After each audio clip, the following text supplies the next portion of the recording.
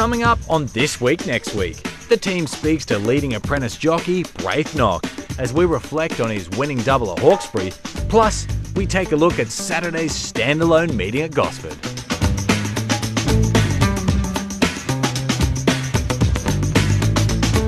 Hello, I'm Ray Thomas and welcome to This Week Next Week. We do have that pre-record interview with Braith Nock coming up a little later in the show. He was riding at Gunnedah earlier today, but he was good enough to give us some time. He had a great day at Hawkesbury last Saturday riding the first two winners, and he's now taken the lead in the Sydney Apprentices Premiership. So hang around for that interview with Braith Nock. He's a talented young man. And Corey, I love Hawkesbury standalone meetings, but now we go to Gosford this weekend, then to Scone. They just work, don't they, Corey? They do. I know why you love Hawkesbury, mate. It's a home game. It's just across the road for you. But no, time for the footy at 6 o'clock. It was good. No, they're great. Can't wait to get back to Gosford. Obviously, we missed the meeting there last year, so be good to get back there. Exactly, and these standalone meetings invariably throw up some really good horses, and I think the winner of the two-year-old race on last Saturday, Corey's got a big future. The Clarendon Stakes has thrown some nice horses like Zoo Star and Zardozi over the years. They've gone on to win at Group 1 level. Aerodrome, unbeaten, very impressive. Again, the run of the second horse, Hereward, was excellent. I think the form will hold up, Corey? I think the form will hold up in this race, Ray. There's a couple of nice runs there, and we didn't know at this stage really, but there was a bit of a lane there on the track. It was hard to sort of make ground once you got out really wide. The winner was good. The winner was great. He's strong late, isn't he, his races? He's a big boy. He's going to get up over a lot of ground, but he's a strong horse, and he's still got so much upside about him. Yeah, heading potentially to the Size and the JJ Atkins in Brisbane. Another good two-year-old from the Michael Freedman stable. Peter Snowden has made the Hawkesbury standalone meeting his own over the years. He's had tremendous success. Here he is again on Saturday with Media World, who won the Clarendon Stakes last year. Here he is backing up in another standalone win the Hawkesbury Guineas. Yep, super ride there by Tyler Schiller. Racing game comes down to inches, but he just controlled that race and just took his time, let this horse build, and obviously he just held on. Another stride later, Nash grabs him on the line, but it was just a good, solid, tough win. And he could potentially go to Brisbane too for the Fred Best Classic. And Peter Snowden's even hoping he might qualify for the Stradbroke. The run of the second horse, Just Party, you mentioned, Corey. He's a horse to follow. Definitely a horse to follow. But like I said there, Ray, on the weekend, there was definitely a couple of lanes that you need to be in. So just in that area in the Crown, a bit of a crown, yeah. So. Well, segue into the Crown. That's the next replay, the Hawkesbury Crown, and this win of City of Lights meant a lot more than the $250,000 prize money because she is a half-sister by Deep Impact, the great Japanese sire, half-sister to the all-time great mare Winx. This is a priceless Group 3 win. Yeah, and Ray, I wouldn't be surprised if she goes straight to the breeding barn from here. It was a good win, great ride there by Chad Schofield. It's been a little while coming, but she's a nice horse. But just the comments from the owners and stuff afterwards, I think she'll be. If it's not straight away, it won't be too far from it. Yeah, the owner breeder John Camilleri, he may take it to Scone, maybe Brisbane, but could potentially end up in the breeding barn in spring because she is so valuable now. On then to the Hawkesbury Gold Couple. Sydney's got a new iron horse. This is his third consecutive Saturday Punch Lane. He came off a brilliant win at Randwick. He went even better in the Gold Cup. Ray, this horse in the enclosure there on the weekend, I was expecting to see him look a little bit flat and a bit dour walking around the enclosure. He was up on the toe, he had his tail up there at one point, and it just showed again. A great training performance by the Freedman boys, and great ride by Nash, but just what a horse. Back him up again next week. What is there? Probably nothing for him next week. He might go to Scone or Brisbane. He's just He'd be too fresh with 2 weeks between runs. He probably will be. He was fantastic. And the final stakes race at the Hawkesbury Standalone, Corey, was the Hawkesbury Gold Rush. And Joe Pride sent runners for 3 races to Hawkesbury, won all 3, including the Crown with City of Lights, and a stable Quinella here with Dragonstone, winning from the very good mare In Flight, but good tough horse Dragonstone. Yeah, I love him too. And even Adam Hieronymus's comments after the race, Ray, talking about favourite horses. He's just a dude, even to look at. I can only imagine what he's like to ride. He's a gentleman, but he's a tradesman. Exactly, yeah. No, he's good, tough win. In Flight is a win in her shortly, and Joe Pride then capped off the day, winning the final race at Hawkesbury with Cool Jakey. The reigning horse of the year, Pride of Jenny, used the anniversary vase at Caulfield to get ready for the Doomben Cup later this month. She looked good, Corey, under 61. She looked good. Obviously, there wasn't the top quality Group 1 horses chasing her. She's just been a a terrific racehorse, Ray. What can you say? I'm so rapt that she's back in the winner's stall. I'd love to see him retire her.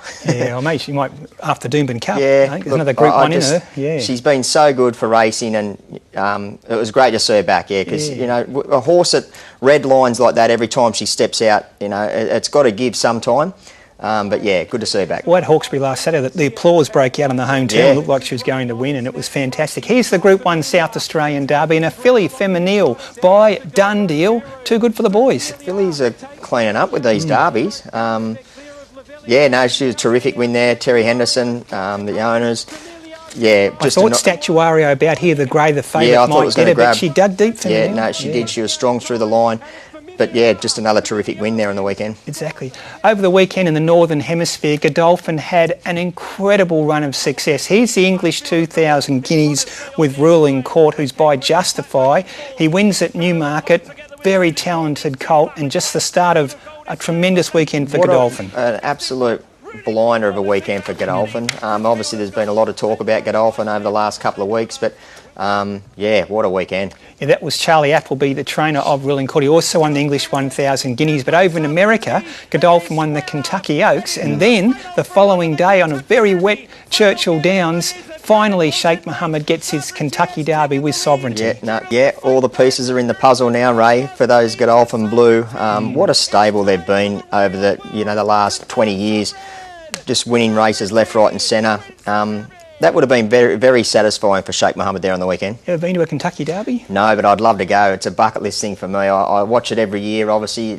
I'd love to feel that crowd, 150,000 on course, for a great race. Yeah, it's definitely on my list. Well, Corey, let's go to one of the stars of the Hawkesbury standalone meeting last Saturday, and that was a leading apprentice in Sydney now. It's Braith Nock. He's been good enough to join this week, next week, prior to him riding at Gunnedah earlier today, so he's had a busy weekend. Braith, thanks for joining this week, next week. Yeah, no worries. Happy to be here. Hey, Braith, congratulations. I think that was your first Sydney Saturday double at the Hawkesbury standalone on Jumeirah Beach and Canadian Ruler. Yeah, it was. It's good to get the opportunities and make the most of it. Braithy, with all that's going on at the moment, like this is the kids' time of year to shine, basically, like all the big guys go away, and for the carnival, how long ago did you set your sights on this premiership? I don't want to talk about it too much, but how long ago did you really think I've got a good chance of getting this over the line? Well, it wasn't until just after I come home from Sydney when I was there for 3 months, and I started getting all them midweek winners and Friday nights. So I had a lot of luck there, and I did plan not to continue riding metros, but then once I got home to Scone, I had a good think about it, and I thought I might just go for it. Yeah, fair enough. Yeah, probably 2 months. I get 2 months ago. Yeah, and that's fair enough too, Braith. Well, obviously now you've got a pretty heavy workload because, as we're saying, we're talking to you at Gunnedah today. You ride a lot in the bush regions, but with that apprenticeship in mind that Corey mentioned, I dare say we'll be seeing a lot of you in Sydney, both at midweeks and Saturdays right through the rest of the season now. Yeah, definitely. That'll be obviously the main target now, the priority to ride there. So hopefully, just keep getting the support and I'm riding well. Braith, with the small 3-month stint in Sydney, what was the reasoning for going home, mate? Was it the boss, he wasn't game enough to give the money away after the 3 months, or he dragged you back because he knew you were a great meal ticket? Yeah, I'm not sure really. I do probably prefer the country life rather than the city life, but yeah, no particular reason, but I don't think Brett wants to let me go just yet. Yeah, no, you make a formidable team yourself, and of course Corey's referring to Brett Kavanagh, who's an outstanding trainer of apprentices. What about last Saturday, Braith? And we kicked the day off with Jumeirah Beach in the first for Jason Deemer. Brilliant tactical ride, tough win by the horse. Yeah, it was. He was very tough.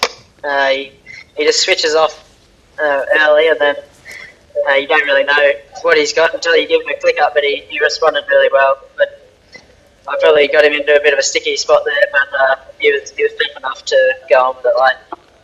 Yeah, well, I was just about to touch on the tricky spot that you put him into, but we were actually talking about it on the Sunday show, me and Ronnie, and don't ever lose that, mate. Like, I don't want you to see you put yourself into positions where it's dangerous, but don't ever lose that will to win, because it's something that when you've got it, you're going to win a lot more races by having it, and rather than sitting there and sort of like letting it unfold. I thought, like I said, I don't want to see you putting in bad positions, but that there on the weekend wasn't the end of the world, hence why you only got a short suspension. But yeah, you're riding great guns, mate. Yeah, thank you. I try to be a little bit brave sometimes, but yeah, I don't need to be putting myself in that position too many times. While we're on that word brave,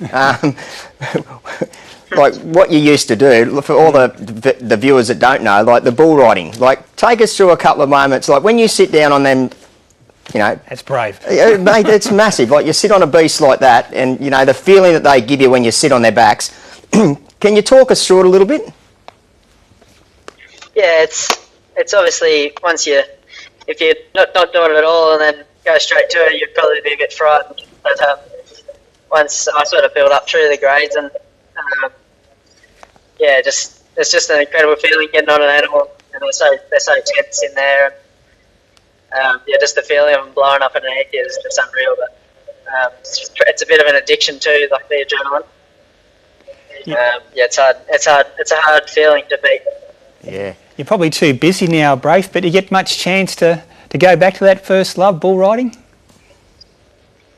No, it's probably something that you don't mess around doing. You can't just hum and ah about it. It's sort of like racing. You got to either give it your all or give it nothing. But yeah, it's not something that I just go and do once a week sort of thing. It's funny because I remember when you first about to start your race riding, you said that you were going to give it up completely, but there was a few times you wandered back there, didn't you? Yeah, I was still riding bulls probably the first 3 months of my racing career, but yeah, I just decided to give that away to focus on the racing. Yeah. Of course, your father, Greg, was an outstanding jockey, rode against Corey many times. Was racing always your destiny, Braith? Yeah, I think it was. I did put it off for quite a while. I was going to the races with Mum. Everyone's always asking, when are you going to be a jockey? You should be a jockey. I kind of got a little bit annoyed with it. I just went away from it for a while, but eventually wandered back. Braith, with you, actually, like the transformation from bull riding to obviously being a jockey, the hands are a lot different. Like the horses, you've got to have really soft hands and work with them. Bull, you've obviously got to try and work with as well, but half stand over. How was that? Like, how long did it take you to get used to that sort of transition between wrestling one and trying to work with the other? Yeah, I guess it was a little bit hard. I always used to have a bit of a shorter hold on it. I'd jump with a long rein and then sort of get a tighter rein, but then I just soon learned to jump with a long rein and try and just keep one, and they seem to just relax a bit better for me. Well, what about your ride on Canadian Ruler, Braith? Take us through that, because you had plenty of weight. Your 2 kgs certainly offset his big impost and made a massive difference, but he seems a very, very genuine racehorse, Canadian Ruler. Yeah, he does. Yeah, Matt Dale's done a good job with him. I just began well and just flowed into it, got to one off, and there was a couple that went around. I was happy to let them go. He just really switched off and built into the race nicely, and he actually quickened on that surface really good. Yeah, that's what I was about to say. I said that to you in post-race. He was probably one of the quickest ones to get home all day. His turn of foot was pretty impressive for a big horse like that to quicken like he did on a surface like that. He's pretty good. Yeah, he was. I think I found the better going early in the day. It's probably to my advantage, but he still doesn't. He's still not all there yet. He's still had a bit of a think when he got to the lead, but that means he's got improvement to come. And Braith, during the Autumn Carnival, we saw you get a taste or some experience of some major races, including your first Group 1 ride in the Sydney Cup, finishing 4th on Mostly Cloudy, so congratulations with that. How light are you riding at the moment, Braith? I ride 53 in the country and sort of during the week, but I I can get down to that sort of 50 kilos if I have to. It was a lot easier than what I thought it was going to be, but I was probably a little bit bummed I didn't get third in that. I thought I should have without that a bit of havoc on the beat there. Oh, you'll get some good opportunities, mate, especially when you can ride so light. Like those big races, when they come around next year, you'll be knocking them back with a stick, mate. Mate, with this premiership, like, are you going to do anything different? As in, like, base yourself down in Sydney or sort of cut back on the country meetings? Is there going to be any change, or are you just going to stick to the normal Braith Nock? At this stage, I think I probably just won't change anything. I've obviously got a house to pay off, so I think I'll just keep riding in the country when I can. So I just keep my eye in and do my best, I guess. No, fair enough. Well, what about the workload then, Braith? And I know a lot of young apprentices have to cope with the workload, and particularly when you're based in the country, there's the tyranny of distance as well, getting to and from race meetings. How do you cope with the workload and keep yourself fresh and sharp for race day? Yeah, it does. It takes it out of you a little bit, but I'd probably prefer to get up and ride work rather than stay in bed. It just doesn't feel right. So you obviously get a bit tired sometimes, but you're rewarded with it in the end. That's a bonus, Corey. Not hear a young apprentice say that. Better get out of bed. Not very often, mate. Not very often. Few and far between those ones. Yeah. Braith, let's talk about your boss. How big an influence has he been on you? Yeah, he's been great. He's gave me little tips here and there, and gave me confidence when I don't have it. And he's gave me some really good rides and a couple of group rides for that 2-year-old we have. And I couldn't thank him enough. He's been everything to me, really. Yeah. And Braith, I know my co-host is always there to help you as well. What about in the jockeys' room themselves? Is there one or two of the experienced guys that you look up to most and maybe ask for a bit of advice here and there? Yeah, Kieran McAvoy's a really good helping hand. He's always putting his hand up to give you some advice. Jason Fillette's pretty well the same. Everyone's pretty friendly in their own, really. I couldn't say a bad word about any of them. Who's the most annoying, mate? Surely there's one of those, or two of them. I don't know. Nash seems to give me a bit of a lip every now and then, but that's because you got him on the ropes, mate. That's all. Yeah. Well, look, Braith, I really appreciate you giving me your time today. I know, as we said earlier, you're riding at Gunnedah, so best of luck there this afternoon. Another busy week for you coming up, but congratulations with your form, and thanks again for joining us on This Week Next Week. Thank you.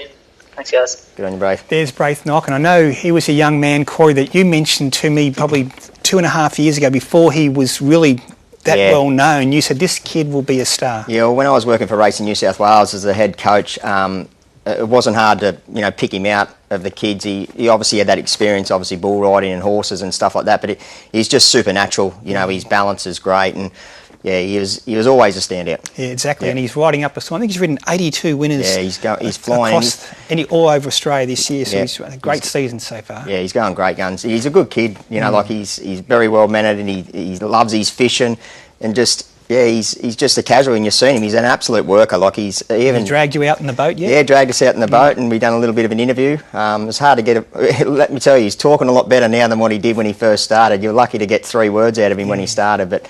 Did you help him there, Corey? I know that was part of what you were doing was to help him with media training. They all sort of get the training. We actually, myself and other Sky Channel members go up there and help him with the media and stuff like that. So he's come a long way. He's doing well. Because it can be daunting, isn't it? All of a sudden you come from a country background, and all of a sudden you're in the big lights of the city and a mass exposure on race day on a Saturday. And how do you help a young kid like Braith Nock just sort of become more relaxed and more comfortable in front of the microphone and the camera? Well, like I said, the more you do it, the easier it becomes, And like you said, it's not just the trainers that you're dealing with. You're dealing with some big owners, and it's quite daunting when you're competing in group races, and really, and you're riding good horses. Obviously got to talk well and explain what happened or what you're going to do. But he's definitely come a long way. But yeah, no, they get all the help they need. Yeah, 23 winners now in the city for Braith Nock, so he's taken the lead in the Sydney Apprentices Premiership. In the final 3 months of the season, he'll be hard to beat. He won't be at Gosford this weekend for the Coast meeting, but there's some outstanding racing coming up. Last year, the meeting was held at Newcastle due to some wet weather. We won't have that this year. Weather for the rest of this week is excellent. But let's look back 12 months ago to the Coast and the win of Magnaspin.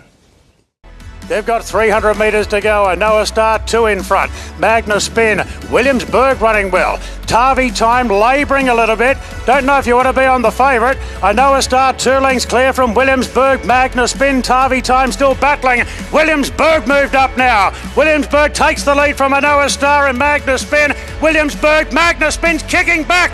Magnaspin.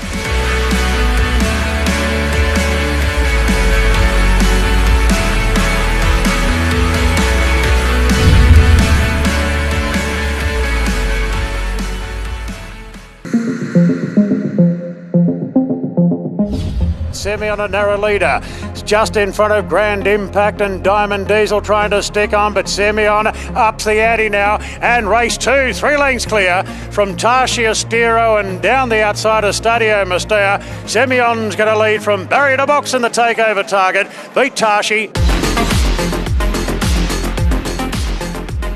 And welcome back to the show. The Takeover Target Stakes, one of 4 feature races at the Gosford standalone meeting this weekend, highlighted of course by the Coast. Tab's Tim Ryan is in the studio to give us all the latest odds. Tim, good evening. Yeah, good evening, Ray. Another huge standalone meeting coming up. Huge noms for the Gosford meeting. We start the week on a heavy 8, but with fine weather forecast, we should get close to a soft track there on Saturday. The Coast is the feature race on the card, and know thyself. I know the original plan was the Scone Cup, but this looks a suitable race for him. I've marked him favourite at $4.50. Wooten Verney, the subject of a big plunge on debut in Australia. He's a $6 chance in front of a couple there at $8. Competitive, the Coast. The Gosford Gold Cup, last year's winner at Newcastle. He's a shocker, is the equal $4.50 favourite with New Endeavour. Klondike, a $6 chance. Les Vampire stepping up to the 2100. Looks a good chance there. Also a $6 chance. The takeover target, I've marked a Striker favourite. Accredited, a horse of interest. Joe Pride loves this race. He's won it 5 times, including with Think About It. It's a $6 chance. The early firm win chat 11 into 8. A really good Tab Hollandale Stakes at the Gold Coast on Saturday. Buckaroo, he got in as short as $2.80, but after noms, we made him a $3.50 chance. He's best back in front of Lindemann at $4.50 and a host there at $6. It's also Group 1 racing in Adelaide and Giga Kick. He's thrown in under the set weights and penalties conditions of the race, 54.5 kilos, as he hasn't won in 2 years. He's been $2.50 into $2 and the best backed runner all weekend for Saturday. Stratton Angel also sent a little bit of support there, 15 into 11 the last 24 hours. Group 1 Tab Everest betting. Car Ying Rising now an odds-on chances into $1.90. Mean a bit of damage control there. His liability keeps rising. And Lazat, we've added him to the market after a big win over in Europe over the weekend. He's a $15 chance. And Tim, which horse are you taking on this weekend? Yeah, I'll have to take on Buckaroo in the Hollandale Stakes, the Tab Hollandale Stakes. I just think he's gotten in a little bit too short. His run was just only so-so in the Queen Elizabeth. There might have been other better runs there, including Lindemann. So he's too short. I'll take him on. Thanks so much there to Tim Ryan with all the latest odds from Tab. Plenty happening in New South Wales racing this week. Tomorrow we're racing at Kembla Grange. On Wednesday we're back to Warwick Farm. Thursday Goulburn and Wyong are our New South Wales meetings. Friday Grafton replaces Coffs Harbour. Canberra is also on. Saturday the Gosford standalone along with Kembla Grange, and Sunday we're at Mudgee and Queanbeyan. Which horse would you like to be with this weekend? I'm going to stick with Buckaroo like Timmy. I've got to take him on again, don't I? Well, what's the score here between you two? I don't know. We're going to have to go back and rewind and get the tally. Did I get you last weekend? Okay. I got you the weekend before though. It's pretty close anyways. You're going with Buckaroo. Yeah. For me, I think Know Thyself. Look, I don't think he can make the Scone Cup field, but the Coast would be a pretty handy replacement for him. If he runs at Gosford on Saturday, he's in great form. He'll be very, very hard to beat. On behalf of Corey Brown and I, thanks for joining us on This Week. Next week, we'll see you next Monday.